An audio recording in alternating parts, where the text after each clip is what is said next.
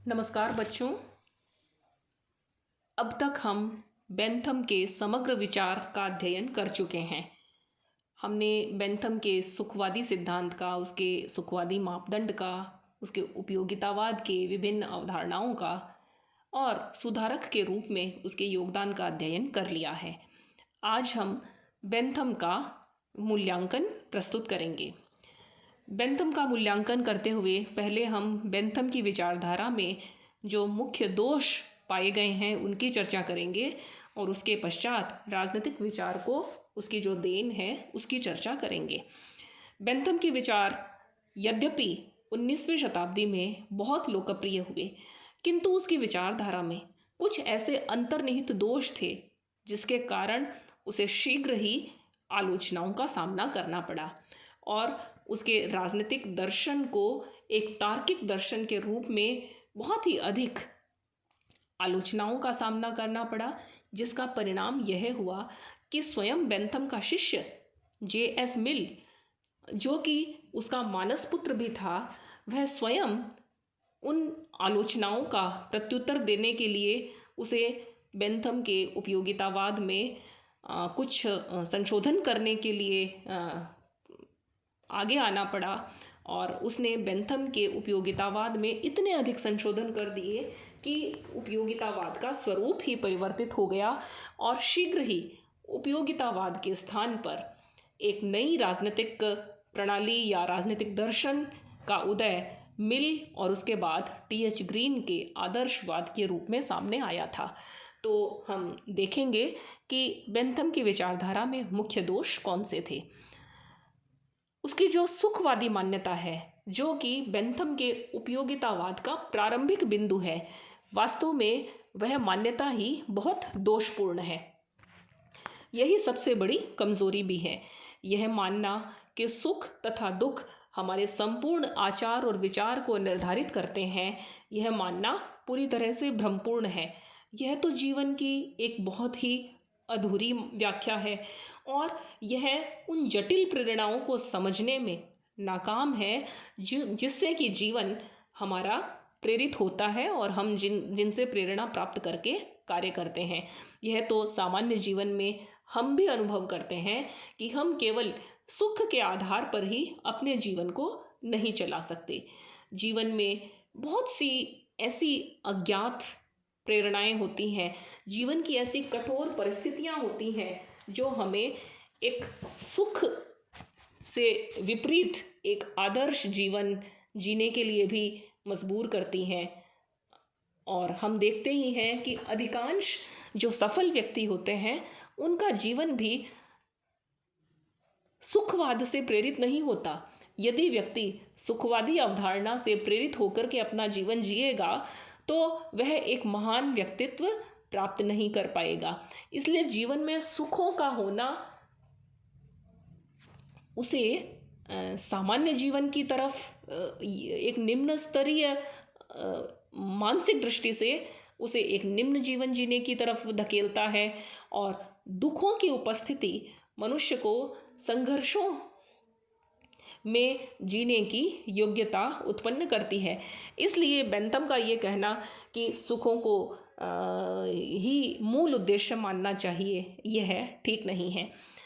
दूसरा जो बिंदु है वो है सुखवाद का विरोधाभास। सुखवाद का विरोध, यहाँ पर यह गलत टाइप हुआ है, वास्तव में शब्द है सुखवाद का विरोधाभास।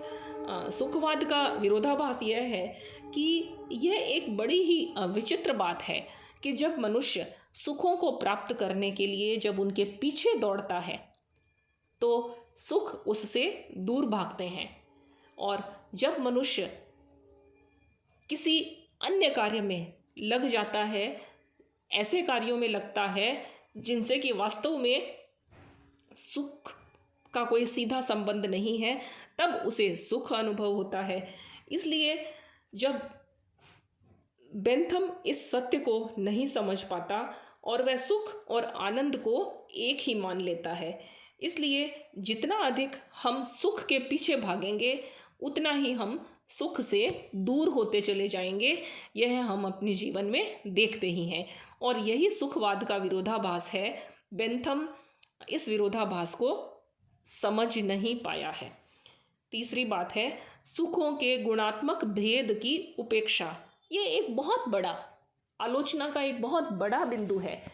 बेंथम की इस बात पर बहुत अधिक आलोचना की गई है कि बेंथम के अनुसार बच्चों के द्वारा खेला जाने वाला जो पुष्पिन नामक खेल जो इंग्लैंड में खेला जाता है, उसी का उदाहरण उसने दिया कि बच्चों के द्वारा खेले जाने वाले खेल और एक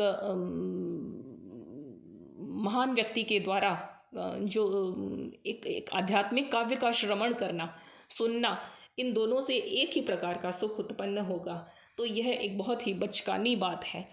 वास्तव में कुछ निम्न स्तरीय सुख होते हैं, कुछ उच्च स्तरीय सुख होते हैं, और सभी प्रकार के सुखों को एक मान लेना यह तथ्यों से परे की बात है।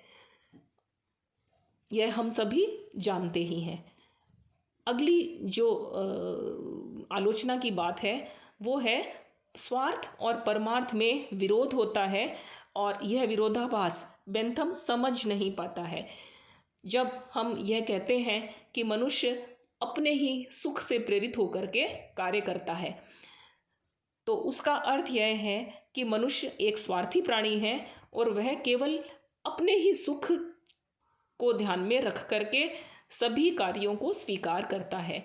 दूसरी तरफ इसी सिद्धांत को जब राज्य के ऊपर लागू किया जाता है, तब सरकार के लिए यह अधिकतम व्यक्तियों का अधिकतम सुख का सिद्धांत बन जाता है, और उसका अर्थ यह है कि राज्य ऐसे कानून बनाएगा जिसके कारण कि अधिकतम व्यक्तियों का अधिकतम सुख उपलब्ध हो पाएगा। उन कानूनों को लागू करना और उन कानूनों का पालन करना यह प्रत्येक व्यक्ति की जिम्मेदारी होगी। तो व्यक्ति ऐसे कानूनों का पालन खुशी खुशी क्यों करेंगे जिन कानूनों के पालन करने से उसके अपने सुखों में कमी होती है और किसी दूसरे व्यक्ति के सुख में वृद्धि होती है। इस प्रकार से व्यक्तिगत जीवन में और सार्वजनिक जीवन में सुखवादी अवधारणा के दो विपरीत प्रकार के निष्कर्ष निकलते हैं। एक विशेष प्रकार का विरोधाभास उत्पन्न होता है, जिसे दूर करने की यद्यपि बेंथम ने ये कोशिश की थी कि उसके लिए भौतिक, धार्मिक, सार्वजनिक और राजनीतिक प्रेरणाएं होती हैं, और जो राजनीतिक दंड है उस दंड की या सार्वजनिक जीवन में यश प्राप्ति की इच्छा से मनुष्य स्वयं दूसरों के सुखों के लिए अपने सुख का त्याग कर देता है। किंतु यह तो एक कृत्रिम विभाजन है। व्यवहार में बेंथम की यह जो सुखवादी अवधारणा है, इसमें जो अंतर्निहित भेद है व्यक्तिगत और सार्वजनिक क्षेत्र में, यह भेद एक आलोचना का एक बहुत बड़ा बिंदु है। सुखवादी मापदंड की अव्यावहारिकता यह तो बिल्कुल स्पष्ट ही है। बेंथम ने जो 8 प्रकार के जो पैमाने बताए, जिन पर 14 प्रकार के सुख और 12 प्रकार के दुखों को रख करके यदि तोला जाता है और 32 प्रकार की परिस्थितियों में से उन्हें निकाला जाता है और 4 प्रकार की प्रेरणाओं से उन्हें समझा जाता है, इस प्रकार से ये सुखवादी मापदंड एक बहुत ही जटिल प्रक्रिया बन जाता है। और इस जटिल प्रक्रिया से एक सरल से सुख और दुख को निकाल करके समझना, यह एक जटिल पहेली बन जाती है और व्यवहार में यह संभव नहीं है। बेंथम राज्य और व्यक्ति के संबंध की भी दोषपूर्ण व्याख्या करता है। वह जिस राज्य की बात करता है वह पूरी तरह से व्यक्ति के उद्देश्यों को पूरा करने वाला एक साधन मात्र है। वह राज्य व्यक्तियों के कुल योग का एक सामूहिक निकाय मात्र है, जिसकी अपनी कोई इच्छा और जिसका अपना कोई व्यक्तित्व नहीं है। इस प्रकार से वह राज्य को एक बहुत ही हीन स्थान प्रदान कर देता है। और इस व्यक्तिवादी अवधारणा को जब सार्वजनिक क्षेत्र में लागू किया जाता है, तब वह राज्य को ऐसी संप्रभु शक्ति भी दे देता है जो कि जन कल्याण के लिए ऐसे कार्य भी कर देता है जो कि व्यक्ति के निजी हित को कम कर देता है। इस प्रकार यहाँ भी उसके विरोधाभासी संबंध ही सामने आते हैं। सिद्धांत की जहाँ तक मनोवैज्ञानिकता की बात है तो बेंथम का सिद्धांत मनोवैज्ञानिक दृष्टि से बहुत ही अमनोवैज्ञानिक है, और क्योंकि अलग अलग व्यक्तियों का जो व्यक्तित्व होता है, उनके सोचने समझने की जो क्षमता होती है वो भिन्न भिन्न प्रकार की होती है। कुछ व्यक्तियों को किसी प्रकार के सुखों की आवश्यकता होती है और कुछ अन्य व्यक्तियों को कुछ अलग प्रकार के सुखों की आवश्यकता होती है। यहाँ तक कि एक ही व्यक्ति भिन्न भिन्न परिस्थितियों में भिन्न भिन्न प्रकार से सुख अनुभव करता है। इसलिए सुख एक स्थायी अवधारणा नहीं है, वरन यह परिस्थिति के अनुसार बदलने वाली एक सापेक्ष अवधारणा है। और इस प्रकार से सुख का निर्माण करने वाले भी बहुत सारे मनोवैज्ञानिक तत्व होते हैं जिन्हें बेंथम नहीं समझ पाया है। सुखवादी सिद्धांत को यदि सार्वजनिक क्षेत्र में लागू करेंगे तो यह बहुमत के अत्याचार को प्रोत्साहन देगा, अर्थात जिस कार्य को करने से बहुमत को या अधिकतम व्यक्तियों को संतुष्टि होती है, यदि वैसा कार्य कर दिया जाएगा तो बहुत संभव है कि जनता का एक अल्पसंख्यक भाग हमेशा ही उपेक्षा का शिकार बना रहेगा। और उस बात को बेंथम स्पष्ट नहीं करता कि इन अल्पसंख्यक व्यक्तियों के हितों की रक्षा किस प्रकार की जाएगी। और एक अंतिम आलोचना यह है कि बेंथम के सिद्धांत में मौलिकता का अभाव है। उसने उपयोगितावादी सिद्धांत बहुत सारे अलग अलग स्रोत हैं उसके उपयोगितावाद को प्राप्त करने के। उसने हेल्वेटियस से लिया है, डेविड ह्यूम से लिया है, जॉन लॉक से लिया है, प्रीस्टले से लिया है, हचिसन से लिया है। अलग अलग स्रोतों से प्राप्त किया हुआ उपयोगितावाद का सिद्धांत उसने ग्रहण तो कर लिया, किंतु उसे वह एक दोष मुक्त नैतिक सिद्धांत के रूप में परिणत नहीं कर पाया, और इसीलिए वह बहुत प्रकार की आलोचनाओं का सामना करने में सक्षम नहीं हो सका।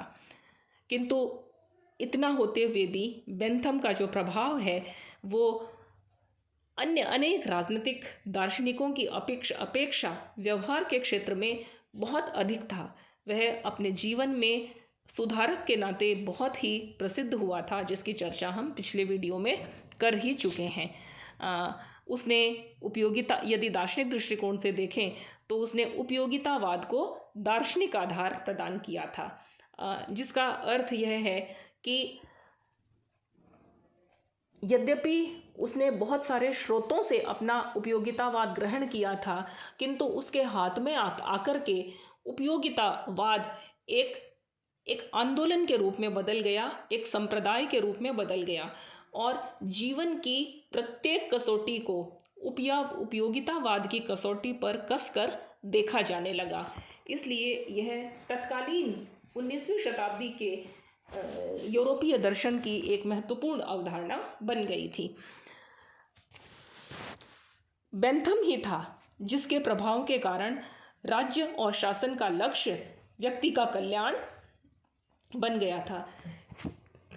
राज्य को कल्याणकारी रूप देने में बेंथम का उपयोगितावाद पूरी तरह से सफल हुआ था, और बेंथम ने जितने भी सुधार प्रस्तुत किए थे, न केवल इंग्लैंड के राज्य ने वरन यूरोप ने और बाद में तो पूरी दुनिया ने उसके द्वारा बताए गए सिद्धांतों को और सुधारों को अपने अपने स्थान पर लागू कर भी दिया था।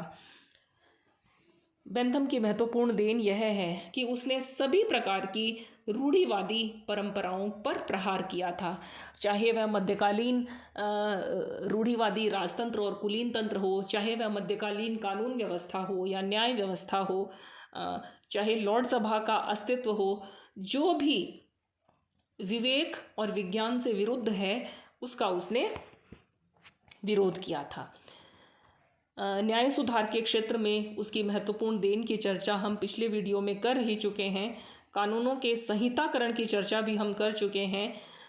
एक अगला महत्वपूर्ण बिंदु है राजनीति विज्ञान में अनुसंधान की प्रवृत्ति को प्रोत्साहन सबसे पहले बेंथम के कारण ही मिलना प्रारंभ हुआ था, क्योंकि बेंथम अपने उपयोगितावाद के कारण जो सुखवादी मापदंड प्रस्तुत करता है, जिसमें वह तथ्य, निरीक्षण, अनुसंधान और प्रमाण के आधार पर आगमनात्मक प्रणाली को राजनीति विज्ञान में अपनाता है, उसने इस बात पर जोर दिया कि हमें पुरानी परंपराओं, कल्पनावादी सिद्धांतों और उनके आदर्शों को बिना सोचे समझे नहीं अपनाना चाहिए, वरन उसे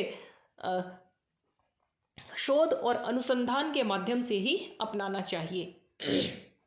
बेंथम की ये जो पद्धति है वो आने वाले समय के लिए एक स्थायी पद्धति के रूप में बदल गई।